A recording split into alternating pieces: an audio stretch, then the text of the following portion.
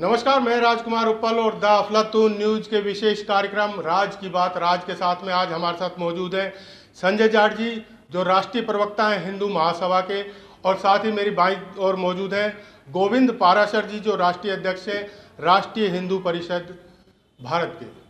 और हम बात करेंगे आज जिस तरह का माहौल है, एक तो कोरोना ने वैसे ही लोगों का जीना आराम कर रखा है, इसके साथ साथ हिंदूवादी क्या कर रहे हैं इस समय, क्योंकि केंद्र और राज्य दोनों में भाजपा की सरकार है, लेकिन इसके बावजूद ना तो गोकशी रुक पा रही है और ना ही लव जिहाद।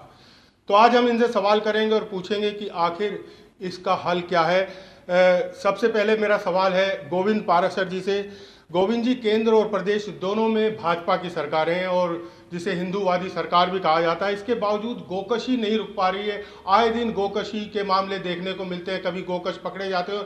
आपके एक पदाधिकारी पर भी हमला हुआ है जो जान से बाल बाल बचे हैं, इसके बावजूद भी पुलिस कोई एक्शन नहीं ले रही है, ठोस कार्रवाई नहीं कर रही है।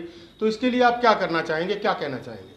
पहले तो मैं अपने अफलातून न्यूज को बहुत बहुत धन्यवाद देता हूं, और जो आपने क्वेश्चन किया है बहुत बढ़िया क्वेश्चन किया है। और शहर में गोकशी रुकनी चाहिए जी। आपको जानकारी होगी कि जब से भारतीय जनता पार्टी की सरकार बनी है, जब तक कितने गोकश जेलों के अंदर हैं, और जितने भी हिंदूवादी संगठन हैं वो भी जेल भेजे रहे हैं। रोजाना आए दिन नए नए गोकश बन रहे हैं। अब पुलिस अपना काम कर रही है, सरकार अपना कार्य कर रही है। और गोकश अपना काम कर रहे हैं, गोकश अपना काम कर रहे हैं। तो यानी कि गोकशी तो कहीं ना कहीं नहीं रुक पा रही है ना? रुक रही, कम हुई है। नहीं, इसमें नहीं कम हुई नहीं है, पर लेकिन कम हुई है। कम हुई है। आपके पदाधिकारियों पर हमले होते हैं दिन रात, और वो मतलब इससे पहले भी एक शायद माहौर थे, उन पर भी हमला हुआ, उन पर उन्हें वो तो बेचारे जान से ही चले गए। उनकी प्रतिमा लगवाने की बात थी, आज तक वो प्रतिमा नहीं लग पाई, आज तक कोई मुआवजा नहीं मिल पाया। केवल यही सब कहने की बातें रह गई है सब? नहीं, ऐसी बात नहीं है। अब ये है, देखो उत्तर प्रदेश बहुत बड़ा राज्य है जी, और हमारे परम पूज्य योगी आदित्यनाथ जी इस वक्त इस पे बहुत गंभीर है, और जल्द ही उत्तर प्रदेश में कानून भी उन्होंने बनाया है। फिर भी कुछ लोग जो कर रहे हैं नादानी, रौनक ठाकुर को लेने पे आपको पता है, रौनक के खिलाफ रौनक के जितने भी हमला किया था उनके खिलाफ तत्काल एक्शन हुआ, गंभीर धाराओं में मुकदमा कायम हुआ। तो पकड़े गए? वो गिरफ्तारी चल रही है। गिरफ्तारी नहीं, अभी तक कोई पकड़ा गया है, ये बताइए। मैं बताऊं आपको, एसएसपी उस बात चेंज हो गए, नए एसएसपी आए हैं, उन्होंने संज्ञान, मैंने भी एसएसपी साहब से संज्ञान लिया है, एसपी सिटी साहब से भी संज्ञान लिया है। उनकी ज्यादा इस हफ्ते के अंदर अंदर उनकी गिरफ्तारी तय है। अगर रौनक के हमलावरों की गिरफ्तारी नहीं हुई तो राष्ट्रीय हिंदू परिषद आपके चैनल के माध्यम से ये आश्वासन करता है कि डीएम ऑफिस उस दिन कम गिरी थी, अब इससे ज्यादा गिरेगी, क्योंकि हिंदूवादियों पे हमला हम बर्दाश्त किसी भी कीमत पे नहीं होने देंगे। चलिए, मेरा सवाल है संजय जाट जी से। संजय जी, वही सवाल मैं दोहरा रहा हूँ। केंद्र और राज्य में दोनों में भाजपा सरकारें हैं, हिंदुत्ववादी सरकार मानी जाती है, लेकिन इसके बावजूद भी गोकशी जो एक मुख्य वार था, हथियार था, वो अभी तक आप पर हो रहा है, और लगातार गोकश अपने कामों को अंजाम दे रहे हैं। लेकिन इसके बावजूद पुलिस प्रशासन, हम तो ये कहेंगे कि शायद हाथ पर हाथ ही रखे बैठा है, क्योंकि ऊपर से कुछ और बातें होती हैं, लेकिन अगर यहाँ जमीनी स्तर पर देखी जाए तो वो सच्चाई सामने नहीं आती। क्या कहना चाहेंगे आप? देखिए, सरकार बेशक उत्तर प्रदेश में बीजेपी की है और केंद्र में भी भारतीय जनता पार्टी की सरकार है, और अधिकारी जरूर समाजवादी पार्टी या विकृत मानसिकता के लोग हैं जो कहीं ना कहीं गौकशी पर अंकुश लगाना नहीं चाहते। पर डे आगरा एक बहुत बड़ा, मैं आपके चैनल के माध्यम से कहना चाहता हूं कि आगरा एक बहुत बड़ा अड्डा है गौ तस्करों का। यहाँ पर जिस तरीके से बालू खनन और अवैध खनन होते हैं, उसी तरीके से गाय का भी अवैध रूप से व्यापार यहाँ से बड़े स्तर पर हो रहा है, जो यहाँ से बिहार और पंजाब नेशनल हाईवे के रास्ते होते निकले जाते हैं। रौनक ठाकुर को पर जिस दिन हमला हुआ है, उस दिन तो प्रेशर में थी पुलिस। प्रेशर में पुलिस इसलिए थी कि हमारे हिंदू महासभा के कमलेश तिवारी को मार दिया गया। तो कहीं ना कहीं अधिकारियों के अंदर ये बात जहन में चल रही होगी। जहाँ योगी बाबा बंगाल में जाकर ये कहते हैं कि उत्तर प्रदेश के अंदर कहीं गौकसी नहीं होती, कहीं गाय की तस्करी नहीं होती, तो मैं योगी बाबा के आपके चैनल के माध्यम से ये बात पहुंचाना चाहता हूं, आगरा के अंदर पर डे निश्चित तौर पर गौ तस्करी जिस तरीके से बालू खनन भर के जा रहे हैं, ठीक उसी तरीके से गाय भर के जा रही है। और जिस दिन रौनक के ऊपर हमला हुआ है उस दिन के बाद भी हिंदू महासभा के रौनक ठाकुर ने 3 कंटेनर गाय के पकड़े हैं। मैं ये जानता हूँ, देखिए आप लोग हिंदूवादी संगठन के कार्यकर्ता, आप लोग पकड़ते हैं, ये काम क्या आपका है? ये कानून का काम नहीं है। ये पुलिस क्या कर रही है? ये पुलिस में आपको पुलिस में बता रहा हूं, सपा बसपा की मानसिकता कब तक चलती रहेगी? योगी बाबा से हम अवगत भी कराएंगे कि इस चीज पे अंकुश लगाएं, वरना 2022 दूर नहीं कि जिससे हमें नुकसान झेलना पड़े। इसलिए योगी बाबा से कहेंगे कि ऐसे अधिकारी जो जिन जिन क्षेत्रों में गोकसी हो रही है उन अधिकारियों को वहां से हटाया जाए। और हम लोग और ऊपर जी हम लोगों ने तो कई बार जिलाधिकारी निवास को भी घेरा था। तो मुझे ऐसा लगता है कि प्रशासन कुछ बड़ा करवाने के मूड में है, और हम चाहते हैं बड़ा ना हो, लेकिन प्रशासन नहीं चाहता कि गौ तस्करी रुके। निश्चित तौर पर अगर गिरफ्तारी नहीं होती, गौ तस्करी नहीं होती, तो प्रशासन पर ज़्यादा से ज़्यादा 1-2 दिन का समय, 1-2 दिन में बहुत बड़ा हादसा हो जाएगा, तो प्रशासन की आंखें खुलेंगी। अच्छा, बात की जाए प्रशासन की, आप बात कर रहे, प्रशासन का व्यवहार पत्रकारों के प्रति भी कुछ सही नहीं है। अभी पिछले दिनों जो घटना हुई उसको लेकर आप कुछ कहना चाहेंगे गोविंद जी? आपको पता है कि अभी तो पत्रकारों के साथ तुम्हें पता है कि पूर्व मुख्यमंत्री अखिलेश यादव जी ने जो बदतमीजी करी थी, उनके खिलाफ अभी तक कोई एक्शन नहीं हुआ। खिलाफ उत्तर प्रदेश में उन्हीं के खिलाफ, पत्रकारों के खिलाफ मुकदमा कायम कर दिया। इसकी मैंने मीडिया को भी अवगत कराया, मैंने अपनी आईडी से भी उनके खिलाफ डाला था। मुख्यमंत्री था तो ये मतलब नहीं है कि आप किसी भी पत्रकारिता के खिलाफ गलत बोल दोगे। उनके खिलाफ नहीं कुछ हो पाया, तो इसके बाद कल आपके सैये थाने पे हमारे एक पत्रकार के खिलाफ जिस तरह से व्यवहार किया गया, अभी वो सैये थाने पे इंस्पेक्टर रुका हुआ है, उसके खिलाफ कोई कार्रवाई नहीं हुई। तो मैं पत्रकारिता से भी कहना चाहता हूं कि आपको अब एक होना पड़ेगा। एक नहीं होंगे तो ये लोग आपको व्यवहार नहीं देंगे। नहीं, एक तो तब होंगे जब प्रशासन साथ दे। जब प्रशासन ही साथ नहीं देगा पत्रकारों को, तो पत्रकार एक होके क्या करेंगे? जहां मैं आपको बताऊं उपल जी, जहां पर सूबे का पूर्व मुख्यमंत्री पत्रकारों के साथ दुर्व्यवहार करता हो, तो एक थाना प्रभारी अगर पत्रकार के साथ दुर्व्यवहार कर रहा है तो कोई अचरज वाली बात नहीं है। दूसरा नंबर, जब हमारे योगी बाबा सरकार ने कहा है, योगी जी ने साफ स्पष्ट कहा है कि पत्रकारों के साथ थाने में उनको इज्जत मिलनी चाहिए, उनको कुर्सी मिलनी चाहिए, उनको सम्मान मिलना चाहिए। अरे मैं योगी बाबा जी से कहना चाहता हूँ, कुर्सी छोड़िए, सम्मान छोड़िए। यहाँ तो यानी है कि थाना प्रभारी को इतनी चिंता नहीं है कि उसकी बात कॉल रिकॉर्डर हो रही है। आप तो नई नई टेक्नोलॉजी आ गए, और नई टेक्नोलॉजी में जहाँ पत्रकार अगर फ़ोन पर बात कर रहा है तो कहीं ना कहीं कॉल रिकॉर्डिंग है। तो इतना खुलेआम किसकी से है ये यार? किसकी से है? पता है उस इंस्पेक्टर को मेरी समझ नहीं है, कप्तान साहब का हाथ उसके ऊपर रखा हुआ है या कहीं और किसी का हाथ ऊपर रखा हुआ है, जो सीधे कह रहा है साले मेरी बात सुने पत्रकार से। तो ये जो लैंग्वेज है पत्रकार के खिलाफ, हम हिंदू महासभा इसकी घोर भर्त्सना करता है।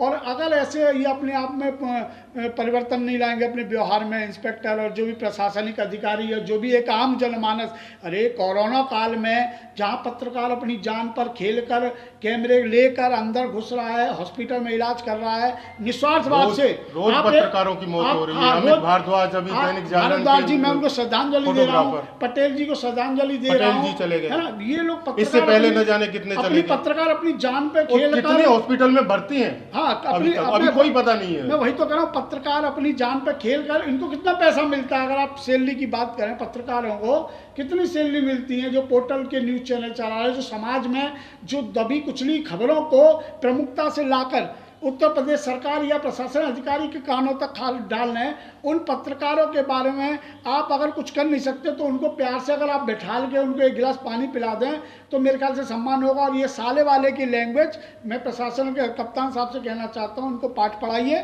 कप्तान साहब लगाइए। सूबे के पूर्व मुख्यमंत्री ने मुरादाबाद में प्रेस कॉन्फ्रेंस के दौरान क्या किया, उनके सुरक्षा कर्मियों ने पत्रकारों को धक्के मारे, एक पत्रकार तो बेचारा गिर भी गया, और उस पर भी उनका अखिलेश यादव का ये कहना था कि तुम नाटक कर रहे हो। तो इनको मैं बताता हूँ, इनको ट्रेनिंग ऊपर से नीचे तक लाई जाए कि एक थाना प्रभारी और एक सूबे का पूर्व मुख्यमंत्री किस तरीके पत्रकारों को, अरे यही पत्रकार हैं जो आपको जड़ से लेकर जब ऊपर आसमान तक पहुंचाते हैं। चलिए अब बात करो जरा दूसरी तरफ करते हैं। आपके जिलाध्यक्ष पर हमला हुआ और उसके लिए आपने ज्ञापन दिया, आपने प्रदर्शन किया, लेकिन उस बात को भी आज शायद कितने 15 से 20 दिन हो गए हैं, लेकिन अभी तक आपने 1 हफ्ते का समय दिया था, लेकिन अभी तक कोई गिरफ्तारी नहीं हुई। उसके बाद आप क्या कर रहे हैं? देखिए, हम लोगों ने जब बात करा तो जो अपने पूरे भारतवर्ष का एक महापर्व होता है चुनाव आयोग, महापर्व के अनुसार चुनाव बीच में आ गए, आखिर हम लोग भी इंसान हैं, हम लोग प्रशासन की मजबूरी समझते हैं, मगर हम अल्टीमेटम कहना चाहते हैं, लाइव के माध्यम से कहना चाहता हूं, प्रशासन अपने दिमाग के अंदर भर ले। अगर रौनक ठाकुर के हमलावरों को जल्दी गिरफ्तारी नहीं होगी तो अभी मैंने पहले कहा एक बहुत बड़ा हम लोग प्रदर्शन आगरा की धरती पर करेंगे, जिसकी समस्त जिम्मेदारी शासन प्रशासन की होगी। ये तीनों लोग जो वांटेड हैं और कई कॉकस अभी आगरा के अंदर डोल रहे हैं, वो जल्दी अगर जेल की सलाखों के पीछे नहीं गए तो निश्चित तौर पर हिंदू संगठन सभी एकत्रित होकर एक बहुत बड़ा कार्यक्रम करेंगे और इनको इनकी जगह पर पहुंचाने का काम करेंगे। गोविंद जी, मैं आपसे एक बात जानना चाहता हूं, हम गाय माता करते हैं कि गाय हमारी माता है, उसके लिए आप संघर्ष भी करते हैं, आप गोकशों से भिड़ते भी, अपनी जान पर भी खेलते हैं। आप देखिए शहर में सड़कों पर कितनी आवारा गाय घूम रही है, उनका क्या हाल है, उस पर आपने कुछ एक्शन करते हैं ऐसी गायों के लिए?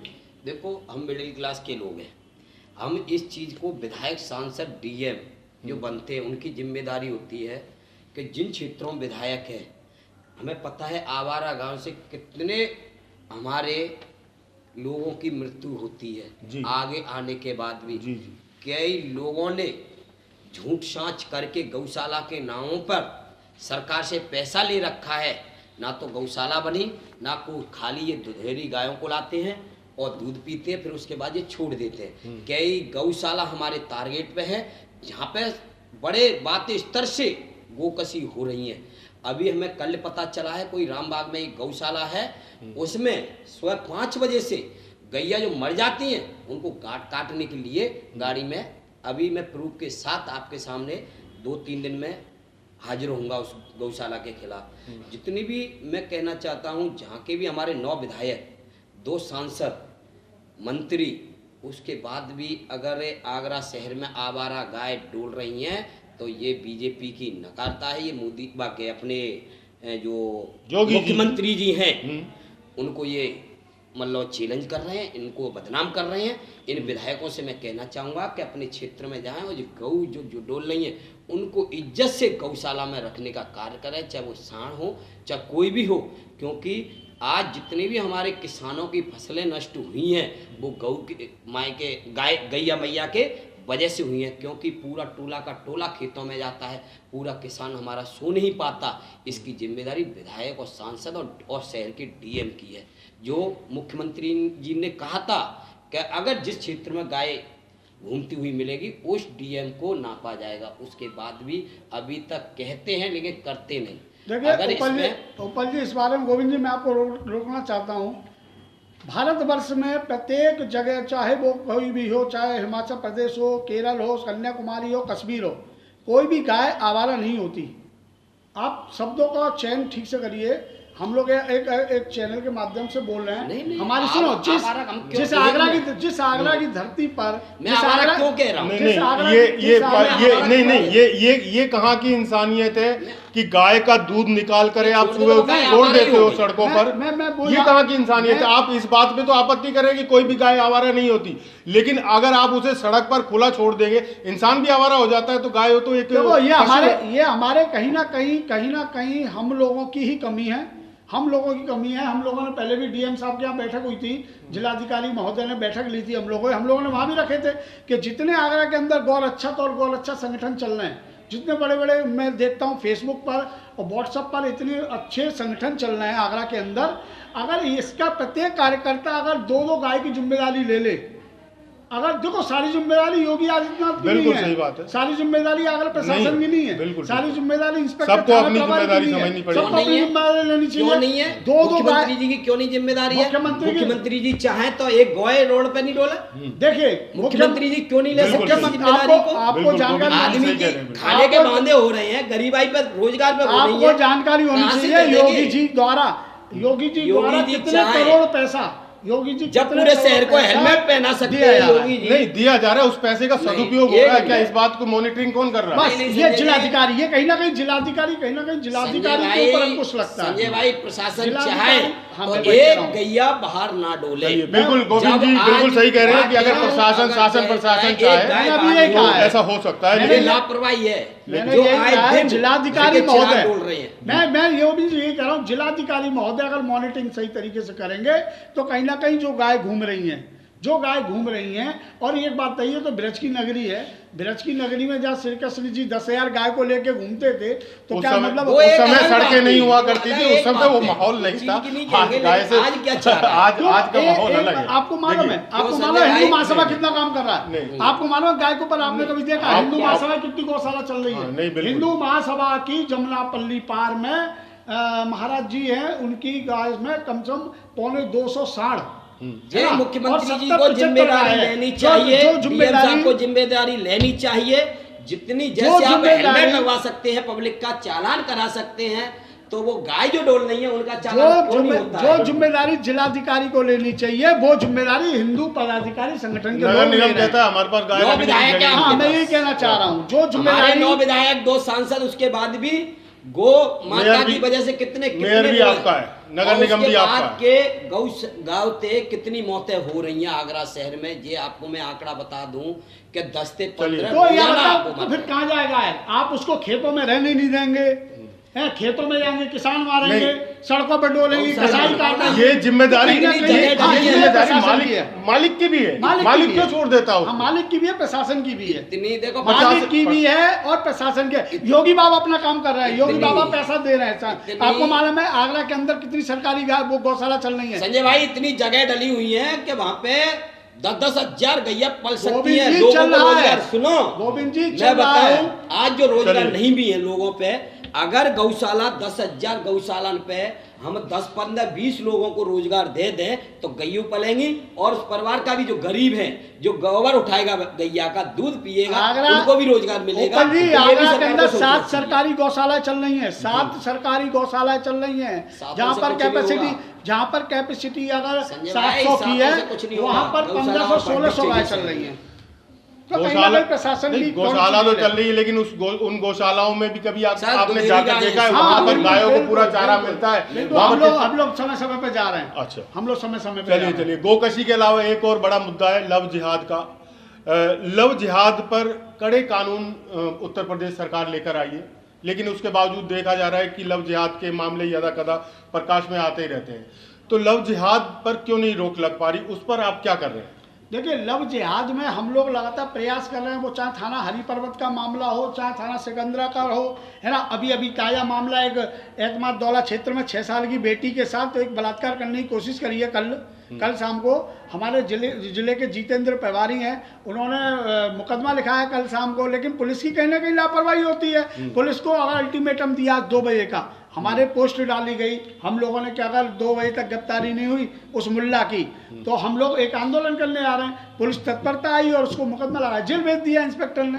नहीं, हम आपके माध्यम से अपने हिंदू भाई बहनों को भी मैं अवगत कराना चाहता हूँ कि जितने भी हमारे शहर में जो मुसलमान हमारे क्षेत्रों में जाता है, उस पर हमारा राष्ट्र हिंदू परिषद शाम को उस परिवार से जाके पूछता है कि ये मुसलमान आपके घर में क्यों आया? जब आपके घर में बेटी सियानी है तो ये मुसलमान आपके क्षेत्र में क्यों आया? इसकी हमारा राष्ट्र हिंदू परिषद लव जिहाद पे बहुत बड़ा कार्य कर रहा है। हर जगह, चाहे सुल्तानपुरा हो, चाहे तुम्हारा गोबर चौकी हो, नहीं, हर व्यक्ति को टारगेट बनाने या समाज को टारगेट बनाने की बजाय आप उनको टारगेट क्यों नहीं बनाते जो इस तरह का काम कर रहे हैं? उनको, पूरे समाज को क्यों कर रहे हैं? कल शाम को 11 बजे आया हूँ जगदीशपुरा से। अगर कोई शरीफ आदमी, मैं बताऊं, दोनों तरफ से जो लड़कियां हमारी हैं उनको हमारा समझाने का प्रयास है कि इनकी ओर ना, क्यों, इनको ऊपर से पैसा जितना आता है वो ऊपर से पैसा आता है इनके पास। इनको जितनी भी हिंदू लड़कियों को पटाओ, उनको वहां से पैसा मिलता है पूरा। जो अपने खाड़ी देश हैं उनसे पैसा यहाँ के मुसलमानों को आता है। वो हिंदू लड़कियों को बहला फुसलाकर कैसे भी करके उनको अपने चंगुल में फंसाकर उनको खाड़ी देशों में बेचा जाता है। अभी एक अपना सदर का मैटर चल रहा है, कल जगदीशपुरा का आया है, जो हमारे एक हिंदू समाज की लड़की थी, एक मुसलमान था, वो अभी तक नहीं आया। वो जगदीशपुरा थाने पर कल से बैठी है, 24 घंटे से ऊपर अभी मुसलमान नहीं आया। तो आपने भी कुछ किया इस मामले में? कर रहे हैं हम, क्या कह रहे हैं हम, उस पर अभी मुकदमा कायम करने की वो है, लेकिन पुलिस प्रशासन कह रहा है कि गोविंद जी पहले देखें वो कब आएंगे। पुलिस मदद करती है, ऐसा नहीं है, लव जिहाद में हमारी मदद करती है। उन्हें भी ये नहीं लगता कि नाम चेंज करके जो लड़कियों को, हिंदुओं को फंसाती है, प्यार के हम कभी दुश्मन नहीं थे, लेकिन जो नाम चेंज करने के बाद पता चलता है और जो हिंदू लड़कियों को मार के ये खाड़ी देशों में फेंक देते हैं या गड्ढों में फेंक देते हैं, वो हम सहन नहीं करेंगे। मुसलमानों को आपके माध्यम से चेतावनी देने जाते हैं कि अब पुलिस नहीं करेगी, राष्ट्रीय हिंदू परिषद भारत आपके घर में घुस के आपको सजा देने का कार्य करेगा, लेकिन आगरा की धरती पर लव जिहाद नहीं होने देगा। हिंदुत्व की मजबूती के लिए और क्या क्या प्रयास किए जा रहे हैं आपकी तरफ से? देखिए, हिंदुत्व की जहाँ जो गोविंद जी ने कहा है कि हिंदू संगठन लव जिहाद की ओर उसके विरोध में खड़ा हुआ है और हिंदू परिवार के साथ खड़ा है। मेरा लव जिहाद का मतलब केवल मुसलमान के द्वारा नहीं होता है, केवल एक मुसलमान लड़की को लेके जा रहा है, ये केवल लव जिहाद नहीं है। इसमें हम लोग कई समाज को भी एकत्रित कर सकते हैं, जैसे क्रिश्चियन समाज है या जो भी हिंदू आदर्श है, हिंदू बेटी को भगाने का काम। मैं ये कहता हूँ कि रजनी ही क्यों सलमान के साथ भागेगी? क्या कभी कोई रजिया क्या कोई रजिया कभी किसी विशाल के साथ भी भागेगी? और अगर रजिया विशाल के साथ भागती है तो हम विशाल और रजिया को, उसके पूरे परिवार को, हम लोग उसके ऊपर हाथ रखेंगे? तो ये क्या मतलब, ये उल्टी परंपरा। अगर कोई मुसलमान लड़की किसी हिंदू लड़के के साथ भागती है तो आप उस पर हाथ रखेंगे, लेकिन अगर कोई हिंदू लड़की मुसलमान के साथ भागती है तो आप उसे देखिए, उसमें मतलब ये फर्क क्यों? वो घर वापसी कर रही है, रजिया घर वापसी कर रही है। नहीं है रजिया समाज में, रजिया गोविंद जी, रजिया जो थी वो उसके परपोर थे, जो बड़े बूढ़े थे वो हिंदू थे, नहीं हिंदू समाज में तो वापसी, अब इस तरह से घर वापसी करवाएंगे? हाँ बिल्कुल करवाएंगे। घर वापसी नहीं है हमारा, बिल्कुल करवाएंगे कि हम मुसलमान लड़की को बड़ी इज्जत से रखते हैं, पूरा सम्मान देते हैं। हमारे यहाँ से जो मुसलमान लड़की आ जाती है वो कभी ना तो उसको हम मारे, ना पीटे, ना हम ना हम बच्चा पैदा, उसको सम्मान के साथ, एक इज्जत के साथ, जैसे हम अपनी बहनों को वैसे वो देखते हैं, अपने परिवार की और औरतों को देते हैं, उसी उस औरत। लेकिन सरकार का हिंदू की लड़की जो जाती है मुसलमान में, वो खाली बच्चे पैदा करने की मशीन, देशों में सरकार का, सुनो, सरकार का नियम है कि 2 बच्चे 2 हम बच्चे 2 हम 2 हमारे 2, सरकार कहती है ना। तो सरकार की पालन हिंदू करते हैं और वहाँ मुसलमान में हम 2 हमारे 10। तो यहाँ पर अगर कोई रजिया आती है विशाल के यहाँ, तो वो ये सोच के आए केवल उसको 2 बच्चे। आप हिंदू समाज की बात कर रहे हैं, हिंदू समाज भी जातियों में बटा हुआ है। आप दलित समुदाय को ले लो, दलित समुदाय लगातार हिंदुत्व से विमुख हो रहा है। कहाँ हो रहा है? नहीं, ऐसी घटनाएं कई बार सुनने में आई हैं और कई बार ऐसे देखने को भी मिला है कि उसकी तरफ, दलित की तरफ आपका ध्यान क्यों नहीं है? क्या दलित हिंदू नहीं है? अगर दलित हिंदू है तो उसको आप अपने साथ क्यों नहीं मिलाते? केवल ब्राह्मण और उच्च कास्टों को ही क्यों रखते हैं आप? आपको ये बात जानकारी होनी चाहिए, जो हिंदू संगठन है लगातार, अब से नहीं, सन 1919 से, जब से हिंदू महासभा का निर्माण हुआ, तब से जो एक समाज का तबका कहीं बाहर जाने का प्रयास कर रहा है, तो लगातार हमारे संगठन, हिंदूवादी संगठन है, उनको मनाने का कार्य कर रहा है। कहीं संजय जी, मैंने आरएसएस में देखा है, आरएसएस में जो आरएसएस के कार्यकर्ता हैं, स्वयंसेवक हैं या जो प्रचारक हैं, वो अक्सर किसी दलित के यहाँ जाते हैं और जो स्वयंसेवक है उसके यहाँ भोजन करते हैं, रात्रि विश्राम करते हैं। वो परंपरा यहाँ कहीं नजर नहीं आती है।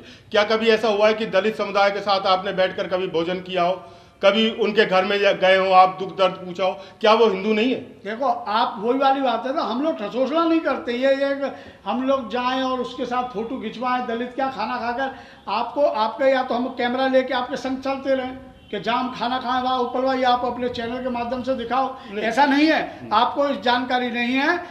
जो बाबा साहब अम्बेडकर की जयंती मनी अभी 14 अप्रैल को, आपका ये जानकर आश्चर्य होगा, हिंदू संगठन, वो चाहे राष्ट्रीय हिंदू परिषद हो, चाहे हिंदू महासभा हो, चाहे आरएसएस हो, चाहे बजरंग दल हो, चाहे बीजेपी हो, कोई भी ऐसा संगठन नहीं था जो बाबा साहब की प्रतिमा पर जिन्होंने माल्यार्पण नहीं किया, उनके चरण नहीं छुए। एक बात कहाँ है, हम लोग तो संघ हैं, बाबा साहब की प्रतिमा पर माल्यार्पण करना और चरण छूना तो वो तो एक सामने देख रहे हैं, फोटोग्राफर खड़े हैं, प्रेस वाले खड़े हैं, तो वो तो एक मजबूरी सी भी बन जाती है एक नेताओं की। ये आप मत कहिए कि बाबा साहब के चरण छू लिए तो आप दलित समुदाय के हितैषी हो गए या फिर उनके सच्चे बन गए।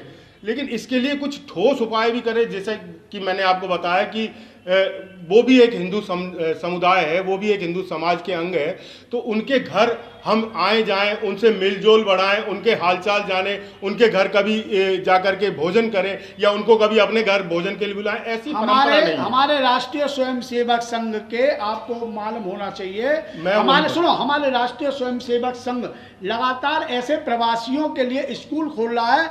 आप केरल जाइए, मिजोरम जाइए, अरुणाचल प्रदेश जाइए, जहाँ पर हमारा विश्व हिंदू परिषद और हिंदू महासभा के करोड़ों अरबों स्कूल चल रहे हैं जो दलित बच्चों को पढ़ा रहे हैं। आप लोग आगरा में बैठे हैं ना, आपको नहीं मालूम? आप लोग अगर देखना है तो ऐसे संगठन का प्रचारकों का काम देखिए। अब ये तो बात गलत है ना कि हमसे विमुख नहीं हो रहा है। चलिए दलित समुदाय की बात छोड़िए, मैं ब्राह्मण समाज की बात करता हूँ। ब्राह्मण समाज के अभी साथ जिस तरह से कालिंदी बिहार में घटना हुई, तो ये भी एक पुलिस प्रशासन पर एक दाग है। तो पुलिस प्रशासन, ऐसे पुलिस प्रशासन के लिए आपने क्या कार्रवाई की, उन पर किस तरह से होगी, क्या कहना चाहेंगे? कालिंदी बिहार में जो घटना हुई ब्राह्मण समाज के साथ, कालिंदी बिहार की जो मैटर चल रहा है उसको मैं देख रहा हूँ 2 दिन से, और जिस तरह से विनीत राणा हैं, जिस तरह से उन्होंने एक परिवार को पहले उनके काउंटरों में लाद दी, फिर एक बुड्ढे आए उनको मतलब क्या कहते हैं धक्का दिया, वो गिर गए, उसके बाद उसका भाई आया उसको भी मारा और उनको खींचने लगे, फिर औरतें निकल के आई, जो मैं आपको सत्यता बता रहा हूँ। उसके बाद जो पहली जो वीडियो बनी थी वो डिलीट मार दी गई और जो दूसरी वीडियो वो वायरल मीडिया में की गई और पुलिस में की गई, जिससे एक परिवार पर कम से कम 1 से Z तक जो एक आतंकवादियों पर धारा लगती है उतनी धारा लगा के पूरे परिवार को जेल भेज दिया गया।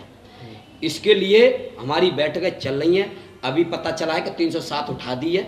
अगर प्रशासन ने ये गलती की है तो उस चौकी इंचार्ज के खिलाफ मुकदमा कायम होना चाहिए और वो भी जेल जाना चाहिए। इसकी हम तैयारी कर रहे हैं। किसी के साथ अन्याय नहीं होना चाहिए, वो कोई भी परिवार हिंदू समाज का होना चाहिए। देखिए, जहाँ तक विनीत राणा या किसी दरोगा या इंस्पेक्टर की बात मैं आपसे कहना चाहता हूँ आपके चैनल के माध्यम से, एक तो इंसान कोरोना की वजह से परेशान है जी, आप इतना स्पष्ट समझ लीजिए, और प्रशासन भी समझ ले चैनल के माध्यम से कि एक तो प्रशासन, एक तो आम आदमी ये कोरोना की वजह से परेशान है, दूसरा उसका रोजी रोजगार छिन गया।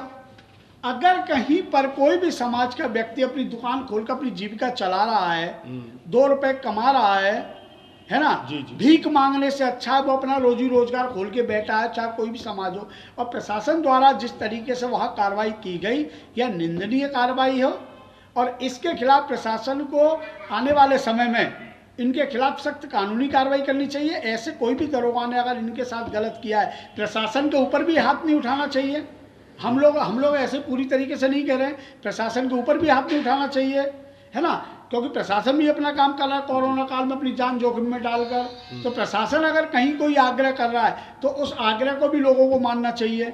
लेकिन जिस तरीके से प्रशासन ने उस परिवार के साथ घटना करी और पूरे बच्चों उनको जेल भेजा है क्रिमिनल एक्ट में, एसएसपी महोदय से कहना चाहता हूँ आगे ऐसा कोई कार्रवाई ना हो किसी परिवार के साथ, अन्यथा की दृष्टि में यह समझ लिए पूरा समाज सड़कों पर उतरकर, एक तो कोरोना की वजह से मरा हुआ है, अगर ऐसे उसके साथ हरकतें की गई तो निश्चित तौर पर आगरा में एक नया भूचाल आ जाएगा जिसकी जिम्मेदारी शासन और प्रशासन की होगी। जैसे दोषी पुलिस वालों को मुकदमा लिखकर इस मामले में जेल जाना चाहिए। जैसे कि गोविंद जी ने बताया कि अभी भी कुछ अधिकारियों की मानसिकता वही सपा बसपा वाली है, तो इस तरह के भी अधिकारी होंगे जरूर, तो जरूर कहीं ना कहीं इस वजह से भी ये आड़े आ रहा है। तो चलिए अब बात करते हैं अयोध्या की। अयोध्या में श्री राम जी का भव्य मंदिर बन रहा है, अयोध्या आपने ले ली। अब अयोध्या के बाद आपने काशी और मथुरा का राग छेड़ दिया है। मथुरा और काशी का क्या मुद्दा है और इस पर आपका क्या स्टे रहेगा? सबसे पहले देखिए राग नहीं, थोड़ा सा अपने शब्दों का अगर हम लोग चयन करके बोले तो इसमें हम लोगों की जनभावना को भी ठेस लगती है। राग क्या होता है जी? यार हमारा परम सिद्ध अधिकार है हिंदू। ये बताइए, लोग बात कहते हैं अयोध्या में वो बना दो, क्या नाम, अस्पताल बना दो, स्कूल बना दो, कॉलेज बना दो। क्यों बना दो? जो हमारा जन्म सिद्ध अधिकार है, हमारे पूर्वजों का अधिकार है, हम अपने पूर्वजों के अधिकारों के हक हम की लड़ाई लड़ रहे हैं। हम अपने अधिकारों के लिए लड़ रहे हैं। हाँ, तो क्यों वहाँ लड़ रहे पर- हैं? हाँ, जो अधिकार है वो तो हमें मिलना चाहिए ना, फिर मिलना- वो उसके लिए लड़ाई क्यों? तो अरे वही तो विडम्बना है, वही तो इस देश की विडम्बना क्यों है? मैं वही कह रहा 500 हूं। साल से भारत के अंदर प्रदेश में अपने- आपकी सरकार है, केंद्र में आपकी सरकार है, तो विडंबना क्यों है? क्यों नहीं ले लेते जाके? अरे एक बात है, सब कुछ सरकार काम थोड़ी चलता है, कुछ कोर्ट के माध्यम से भी काम होते हैं। हाँ। ऐसा थोड़ी होता है सब कुछ मुख्यमंत्री प्रधानमंत्री के हाथ में हो, ऐसा नहीं है। कुछ हम सर्वोच्च न्यायालय भी है, हम लोगों ने मथुरा में रिट दाखिल करी है, हमारे दिनेश कौशिक राष्ट्रीय कोषाध्यक्ष है, मथुरा जन्मभूमि को लेकर रिट दाखिल करी है, और जो भी सुप्रीम कोर्ट अपना कानून करेगा तो ठीक है। वरना जिस तरीके से हमने अयोध्या में उस पाप की निशानी को उखाड़ा था, किसी दिन अगर हिंदू समाज का सिर फिरा तो निश्चित तौर पर जो ईदगाह दरगाह है उसको उखाड़ फेंकने का काम हिंदू महासभा आप क्या करेगा। कहेंगे गोविंद जी, आप क्या कहना चाहते हैं इस पर? आपको पता होना चाहिए, पहला आताताई मौलाना ने राज्य किया था, जितने हमारे मंदिर थे वो सारों को तोड़ के इन्होंने मस्जिद बना दी गई। आज हमारे हिंदुत्व की सरकार है तो क्यों ना हम अपनी वापसी के। कल तुम्हारी जमीन, तुम्हारे पिताजी की जमीन किसी ने हड़प ली, अब तुम समझदार हुए, पता चला तो तुम अब उस जमीन को वापस नहीं लोगे, लेना पड़ेगा ना। जब वो पावरफुल थे, अब हम पावरफुल हैं, तो चाहे वो अपना मथुरा हो चाहे काशी हो, जो इन्होंने आताताई ने जो तोड़े थे हमारे मंदिर, वो हम वापस ले रहे। तो इसमें किसी को दुख नहीं होना चाहिए। जो हमारे मंदिर दबे हुए थे उनके ऊपर मस्जिदें बनाई गई थी, या तो प्रशासन अपने आप हटा दे उनको, वरना तो फिर तो हिंदू समाज ही अपना काम करेगा। कल फिर वही कहेंगे कि आताताई ने जैसे अयोध्या तोड़ी थी, जैसे ये क्या कर दिया। तो ये तो हम सुप्रीम कोर्ट, जो देश का सर्वोच्च न्यायालय, वो जांच हम करके उसी पहले हटा दिया उसी जाए। तब देख रहे हैं ना, हम तो पहले सोच रहे हैं ना, हम इस पहले चीज़ उसी को। तब देख रहे हैं वो क्या फैसला करता है अंत में। हम तो ये सोच रहे हैं कि ये सरकार के थ्रू हो। हमने तो अपनी याचिका डाल दी, और ये जांच का विषय है कि ये मंदिर क्यों तोड़ा गया, और ये मंदिर तोड़ा गया तो ये तो वापस लेंगे। तो इसमें सरकार का काम है कि सरकार प्रशासन कैसे उनको तोड़ के हमें पूरा अपना, जैसे पहले मंदिर था वैसा मंदिर बना के दे। तो हमारी किसी से लड़ाई नहीं है, ना किसी मुसलमान से, ना किसी से। हमारा जो लिया गया था वो वापस ले रहे हैं। अंत में ऊपर जी मैं एक बात और कहना चाहता हूँ आखिरी में आपके चैनल के माध्यम से, कि जितने भी वहाँ पर मौलाना हैं, है ना, जितने भी मौलाना है, बड़े बड़े जामा मस्जिद के इमाम हैं, दिल्ली के इमाम हैं, बम्बई के इमाम हैं, इन लोगों से आपके चैनल के माध्यम से कहना चाहता हूँ, सभी लोगों से कहना चाहता हूँ, इस पोस्ट को शेयर करें। सभी लोग इस पोस्ट, जो उपल जी का एक चैनल है अफलातून, इस चैनल को ज़्यादा से ज़्यादा शेयर करो। मौलाना तक बात पहुँचाए हमारे हिंदू संगठन की, कि अगर मौलाना ये कहते हैं दबी कुचली आवाज़ में कि आतंकवाद का कोई मजहब नहीं होता, आतंकवाद की कोई जात नहीं होती, एक आदमी को सब समाज के साथ जोड़कर आतंकवाद का ठप्पा लगाने का काम कोई नहीं करना चाहता। तो मैं मौलानाओं से कहना चाहता हूँ, इमामों से कहना चाहता हूँ कि आप लोगों ने हलाला के ऊपर, 3 तलाक के ऊपर, अगर कोई मुस्लिम नेता अगर मंदिर में जाकर पूजा करता है उसके खिलाफ तो तमाम आप लोगों ने फतवे निकाले हैं। अब कम से कम जो लब जिहाद कर रहा है, गाय माता को काट रहा है, जो धर्म के प्रति काम कर रहा है, ऐसे लोगों के खिलाफ भी ये इमाम और मौलवी अगर फतवा निकाल लें कि फलाने ने अगर गौकसी करी है, इसको समाज से बहिष्कृत किया जाता है। अगर ये लड़की लेके भागा, हिंदू लब जिहाद का काम किया है, करा रहा हो तो इस चीज को नहीं, ये तो जो मौलाना का, जो तो मौलाना को दूध दुले समझ रहे हैं, जो मौलाना कहते को हैं, दूध दुले, जो सुबह नमाज पढ़ते हैं, शाम को मैं उनको यही सिखाया जाता है कि हिंदू धर्म की बहन बिटियाओं को कैसे लब जिहाद में कैसे फंसाया जाता है, कैसे ये सब होती है, तो कहीं से होती है। वही तो मौलाना क्या समझाना है, वही ये मौलाना तो अंटे में आए तो जूतों से मारो, वही ऐसे मौलानाओं को तो जूतों से मारो जो लोग कर रहे हैं ऐसे काम। मैं आपसे हम मौलानाओं से कभी अपील नहीं करेंगे, मौलाना तू जितना कर, जितने अफजल घर से निकलेंगे उतने ही जल्दी अंदर घुसाएंगे हम लोग। मैंने क्या कहा, उतने अफजल अंदर निकलेंगे उतने ही अंदर घुसाएंगे। जैसे ये कहते हैं सब मौलाना को एक लकड़ी से नहीं आना मौलाना सब चाहिए, एक ही है, तो जो मौलाना अपने आप को सही समझते हैं वो तुम्हारे पंडित नहीं है मंदिर के, वो जो नहीं फतवा सिखाते निकाले। हैं, जो तुम्हारे पंडित नहीं है, जो सिर्फ पेट भरते हैं मंदिरों के नाम पे, पंडित नहीं है ये मौलाना है जो अपनी कौम के लिए जी जान लगाते हैं, और हिंदू लड़कियों को बहला फुसला के कैसे भी लाओ, वो पैसे भी खर्च करते हैं। तो गाय को कितना काटना है वो उनके लिए पैसे खर्च करते हैं। आप तो करते हो? ऐसे लोगों को जूते मारने का काम में हिंदू फिर हम लोगों को तो प्रशासन आप को कानून कहता है। अपने हाथ में लेंगे। हाँ, फिर प्रशासन क्यों कहता है कि आप लोग कानून बिगाड़ रहे हैं। मैंने भी आपसे एक बात कही, प्रशासन तो उसी का करेगा। ऐसे- तुम थाने पर कितने ऐसे- लोग पहुंच जाते हैं? ज्यादा 100, वो 1000 लोग पहुंच जाते हैं। आपने कभी गले लगाया किसी वाक को? सब लोगों को एक साथ लेके चलो ना। मैं आप समझे नहीं, मेरा जब कोई कहने मतलब ये मीडियाबाजी है। होती है उसमें तुम भीड़ में जाते हो। गोविंद जी, कभी हिंदू समाज के घर गए कि तुम्हारे यहाँ इतना बड़ा कोरोना गोविंद जी, वही मैं उसी गोविंद जी, जैसे नहीं, जैसे मैं ये कह रहा हूँ उसी बात पर आ रहा ना, हूँ। जैसे कहते हैं ना भारत के अंदर अब्दुल कलाम भी पैदा हुए हैं, जैसे ये कहते हैं भारत के अंदर अब्दुल कलाम ही पैदा होते हैं, तो मैं ऐसे अब्दुल कलामों से ही कहना चाहता हूं कि ऐसे फतवे निकाल कर ऐसे लोगों के खिलाफ समाज से बाहर कराने का भी काम ऐसे अब्दुल कलाम जैसे लोग करें। अगर ऐसे अब्दुल कलाम जैसे लोग इन लोगों के खिलाफ फतवा नहीं निकालते तो कहीं ना कहीं उनकी शंका पर भी हम लोगों को शक होता है। चलिए, गाय माता पर बात हुई, लव जिहाद पर बात हुई, मंदिर के मुद्दे पर बात हुई। इसके बाद अब जो मुद्दा चल रहा है, जिस तरह से कोरोना ने अपना कहर दिखा रखा है, पूरे देश, उत्तर प्रदेश और आगरा में लगातार कोरोना मरीजों की संख्या में बढ़ोतरी हो रही है। यहाँ तक कि 2 दिन का साप्ताहिक कर्फ्यू भी लगा दिया गया है। इसके बावजूद भी कोरोना के संक्रमण में कोई कमी नहीं आ रही है। आगे आने वाली आशंका कैसी होगी, हो सकता है लॉकडाउन भी लगाना पड़ जाए। पिछली बार भी लॉकडाउन लगा था। तो मैं ये आपसे जानना चाहता हूँ कि आपने उस लॉकडाउन के दौरान या अब तक कितने ऐसे हिंदू परिवारों की मदद की है जिनके पास घर में खाना नहीं था, या जो मजबूर थे, जो बेचारे जिनके सर पर छत नहीं थी, ऐसे कितने लोगों की आपने मदद की जो बेचारे प्रवासी थे? ऐसे लोगों की आपने मदद की है? मैं बताऊं, वैसे तो हमें अपना बड़प्पन नहीं पढ़ना चाहिए। आपके मीडिया के माध्यम से भी सब मीडिया में छापा गया था, पहले कोरोना काल में हमने कितनी मददें की थी, और अब भी हम पीछे नहीं हट रहे हैं।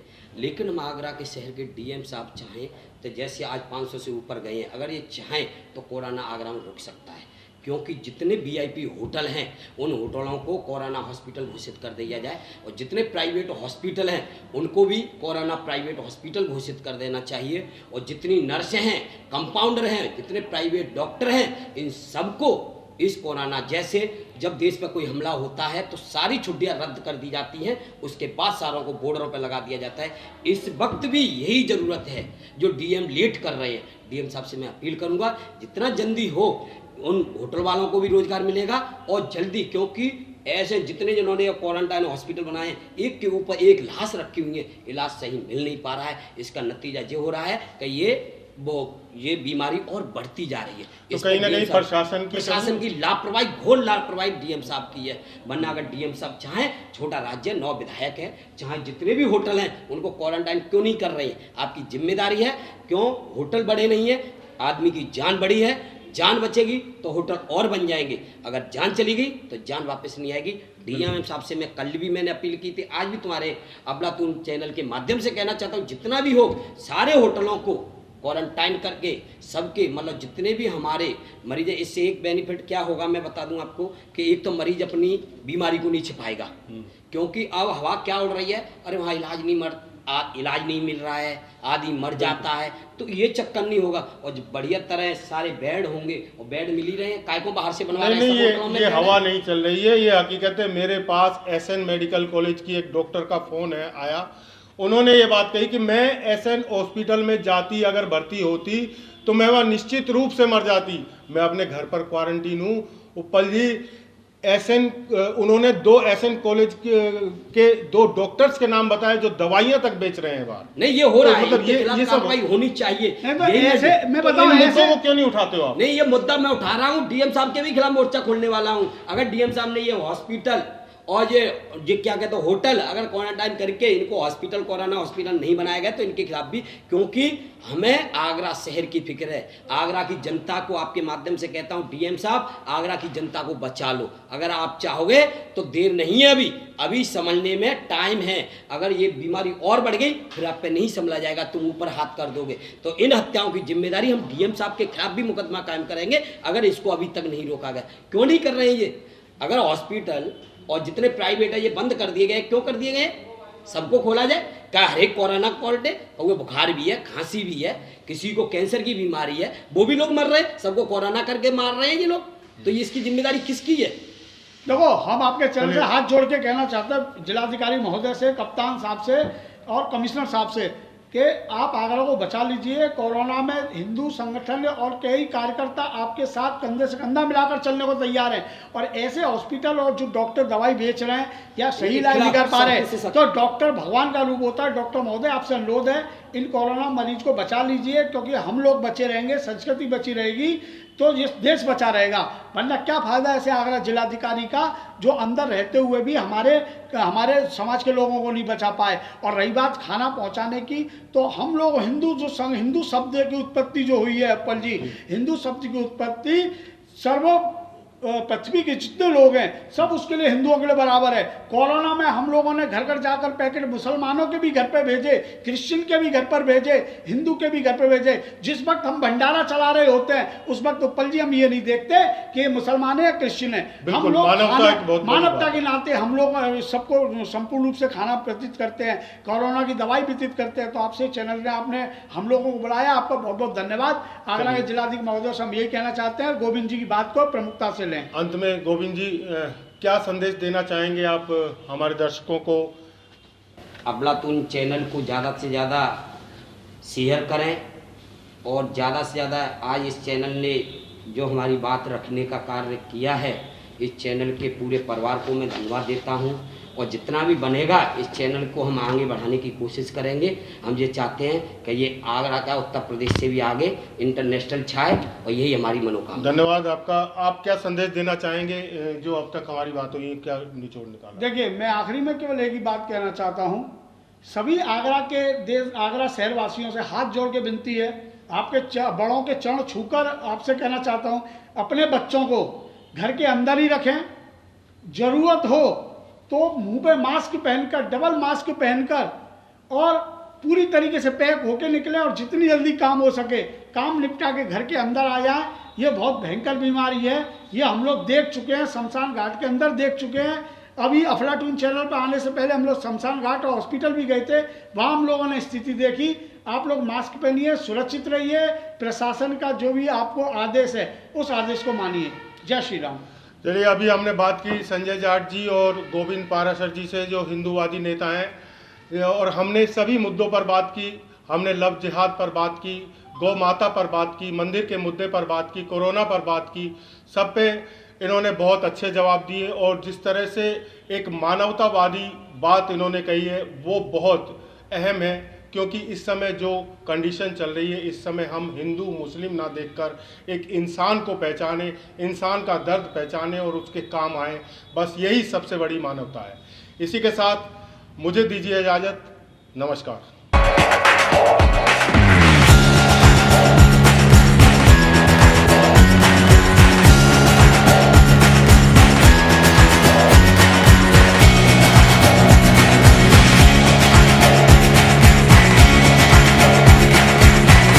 द अफलातून न्यूज़, खबरों का नया अंदाज।